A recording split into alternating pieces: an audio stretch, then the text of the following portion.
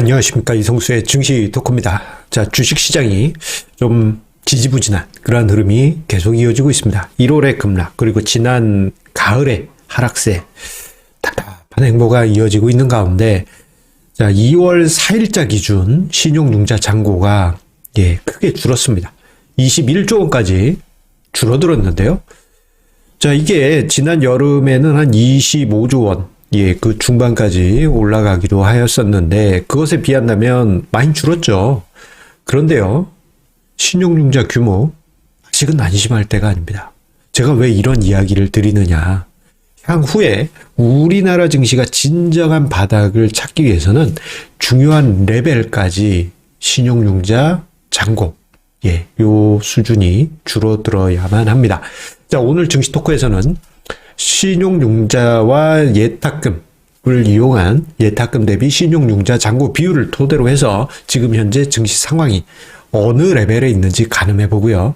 그리고 어떤 조건에서 어떤 증시 상황이 만들어질지 함께 생각해 보는 시간을 가져보도록 하겠습니다. 구독, 좋아요 버튼과 함께 힘차게 시작하도록 하겠습니다. 자, 기본적으로 B2, 신용융자 하면은 B2가 떠오르게 되죠.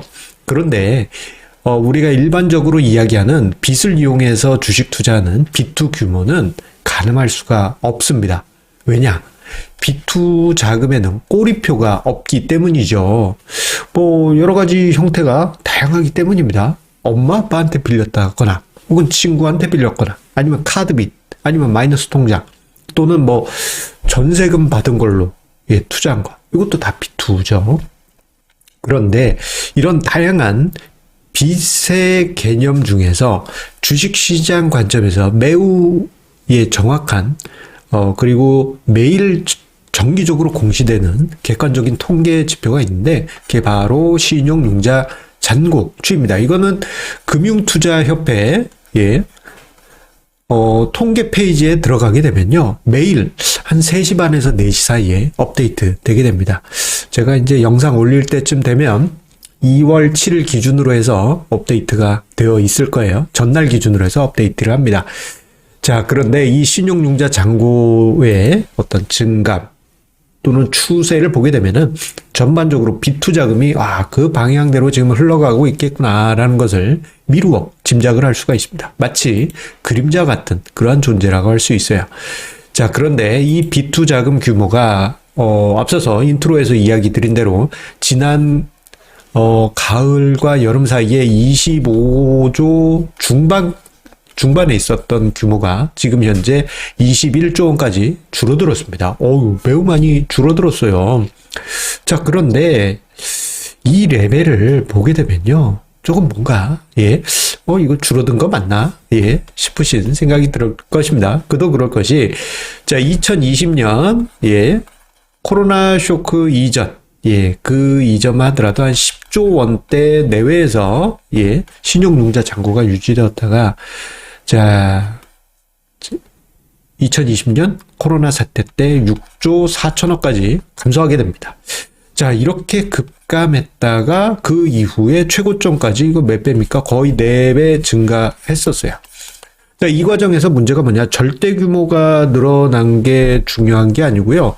저는 예탁금 대비해서 줄어든 게 문제라고 저는 크게 증가한 게 문제라고 저는 생각합니다. 왜냐? 이 신용융자 잔고를 이제 시가총액하고 비교하는 경우도 많이 있지만, 자, 신용융자 잔고가 이게 증시가 하락할 때 악성 매물을 쏟아내는 이제 원천이 되거든요. 그렇다면 이것을 떠받치는 힘이 필요할 텐데 그 떠받치는 힘은 예탁금입니다. 그래서 예탁금 대비 신용융자 비율을 저는 이제 종종 계산하고 추적하고 있어요. 그래서 그 비율을 계산을 해보게 되면요, 지난 가을에 요때 40%가 넘어가게 됩니다. 요 자료를 함께 한번 보도록 하시겠습니다. 자, 작년 가을에 40%를 넘어가면서 제가 지난 가을 증시 토크에서 이야기 드릴 때 예탁금 대비 신용융자 잔고 비율이 너무 높다, 그 비율을 넘어가게 될 경우 좀 불안했던 역사가 있다라는 점을 이야기를 드렸습니다. 여러분들 혹시 기억나실지 모르겠습니다. 자, 그때 올렸던 자료에 연장해서 최근 데이터까지 연장해서 제가 도표를 준비를 했습니다. 자, 바로 요 자료입니다. 자, 이 기억나신 분은 기억나실 거예요. 예탁금 대비 신용융자 비율을 2008년부터 해서 쭉 추적을 해봤어요. 자, 근데 왜 하필이면 2008년이냐? 예, 우리나라가 신용융자 쪽으로 이제 그때 당시 레버리지 투자 자금을 유도한 게 2007년부터였습니다. 그 직전에는 2000년대 내내 사람들이 이제 미수 거래를 중심으로 해서 2, 3일 안에 승부를 보는 짤짤이 매매를 정말 많이 했습니다. 그런데 이게 문제가 많다. 오히려 조금 이제 길게, 예, 비투를 하는 게 낫겠다 해가지고 이제 신용융자로 유도를 하고, 이게 이제 2007년부터 해서 예, 크게 신용융자가 늘어나게 됩니다. 미수거래가 이렇게 이동한 것이죠. 그래서 2007년 통계는 의미가 없어요. 그래서 2008년부터 해서 예탁금 대비 신용융자 비율을 쭉 추적을 해봤는데, 자, 보시게 되면 40%를 넘었던 때를 우리가 한눈에 딱 봐도 찝을 수가 있습니다. 자, 2018년 초에서 2019년 사이, 그리고 2011년 초, 그리고 2008년. 와, 이거 좀 순간 뭔가 무서운 생각이 들지 않으십니까? 자, 2008년은 연초에 예탁금 대비 신용융자 비율이 요 선을 넘어간 이후에 예, 쭉 감소한데 무슨 사건이 났습니까? 예, 2008년 금융위기. 그리고 2011년 8월에 유럽 위기 및 미국의 신용등급 위기. 그리고 2018년부터 해서 19년 미중 무역 전쟁. 그리고 또 뭐 있습니까? 뭐 긴축에 따른 여러 가지 우려, 그리고 2020년 코로나 쇼크 등등. 예, 이런 일이 있었어요. 자, 그런데 그렇게 불안한 영역이었던 40% 선을 지난 여름 그리고 지난 가을에 살짝 넘어갔었습니다. 물론 그때처럼 예, 깊이 들어간 건 아니지만 예, 40% 선을 넘어갔다는 것은 예, 뭔가 불안한 비투가 예탁금 대비해서 너무 과도했다라는 점을 시사하고 있어요. 요 레벨이 적어도 30% 선까지는 가야지 그나마 좀 뭐랄까 위안을 가질 수 있지만 예, 진정으로 진짜 바닥인 것을 확인하기 위해서는 한 20% 레벨까지 내려왔을 때 시장이 바닥이 됐다. 예, 그렇게 우리가 가늠을 할 수 있습니다. 2008년 금융위기 같은 경우는 이제 일시적으로 10% 초반까지 감소하긴 하였고, 그리고 2020년 코로나 사태 때는 20% 잠깐 깨고 내려온 다음에 바로 제자리로 돌아왔죠. 자, 그런데 지금 현재 위치는 뭡니까? 예, 30% 조금 윗선이에요. 아마 대략 31% 왔다 갔다 합니다. 자, 이 레벨은 뭔가 뭐라고 표현할 수 있느냐? 지난 가을에 비해서는 작년 가을에 비해서는 조금 완화되긴 했어요. 예. 뭔가 긴장이 막 되어 있었는데 그보다는 완화되기는 했습니다. 사실 생각해보면 작년에요. 증시가 하락할 때 신용융자가 증가하면서 뭔가 불안했죠. 예. 보통 시장이 하락할 땐 신용융자도 같이 감소해야 되는데 시장이 하락하니까 빚을 내서 저가 매수한 그러한 상황이 만들어졌던 것이죠. 자, 그때에 비하면 예, 지금 현재 30% 선 부근에서 신용융자 비율이 형성된 것은 그나마 다행이라고 할 수 있겠지만 그렇다고 해서 완전히 바닥이라고 보기는 어려운 부분이 있습니다. 자, 어떤 시장 상황에 따라서는 한 번씩 훅훅 쳐질 수도 있는 그러한 여지가 남아있는 것입니다. 자, 그렇다면 이 신용융자 비율을 통해서 우리가 시장을 어떻게 해석하고 분석을 해볼 수 있을까요? 이거는 이제 어떻게 정확하게 두부를 칼로 썰듯이 딱 자를 수는 없습니다. 다만 우리가 예상해 볼 수 있는 것은 40% 넘어가면 이거 뭔가 과열이네. 반대로 20%까지 떨어지면 와, 바닥에 근접했네. 30%는 일단 그때 상황에 따라 달라요. 뭐 이렇게 해석을 해볼 수 있습니다. 자, 그러면 지금 현재 요 위치에서 예, 베스트 시나리오와 워스트 시나리오를 추정을 해볼 수 있습니다. 자, 베스트 시나리오라고 한다면은 지금 현재 위치에서 자, 이렇게 되는 것이죠.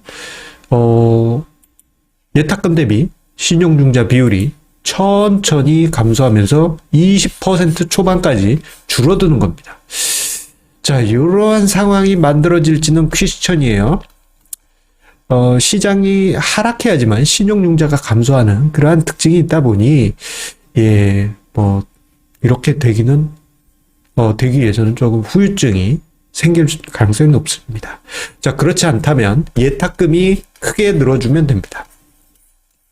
요거는 올해 1월에 잠시 70조 원대 넘어서긴 했지만, 예, 아직 퀘스천입니다. 왜냐하면 이게 이제 LG엔솔 신규 상장 이후에, 예, 돈 들어왔다 빠져나갔다 이러한 부분이 있다 보니 70조 원이 이게 약간 허수일 가능성이 높습니다. 지금 한 60조 원대 중반 그렇습니다만, 요게 이제 더 증가한다면 비율을 낮출 수는 있습니다.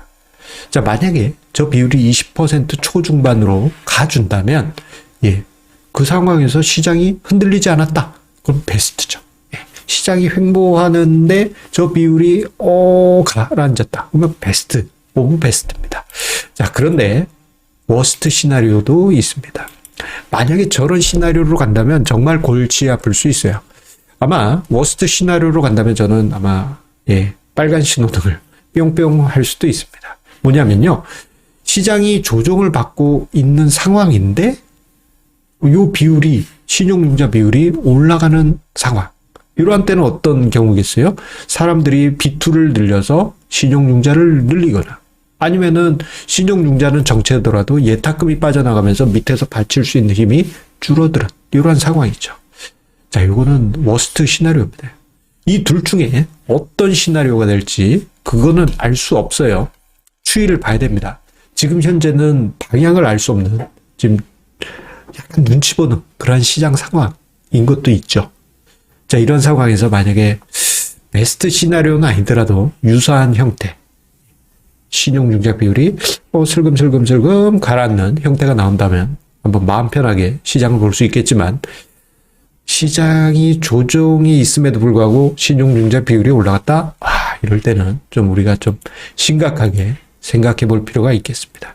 자, 어쩌면 이러한 두 지표들은 향후에 시장을 분석하는데, 예, 중요한, 네, 잣대로 여러분들이 참고할 수 있지 않을까 싶습니다. 자, 오늘 주식시장 보면, 예, 좀 찝찝한 부분이 계속 남습니다. LG엔솔발 찝찝한 이슈, 예, 그로 인해서 시장이 시끌시끌 했는데요. 예, 할 말이 많습니다만, 예, 매번 반복되는 이야기이기 때문에, 예, 여러분들 잘 아시죠? 예, 이해해 주시라 생각이 됩니다. 자, 그러면 우리 내일 증시토크에서 다시 만나 뵐게요. 내일 증시토크에서는 중요한 공지 하나 드릴 예정입니다.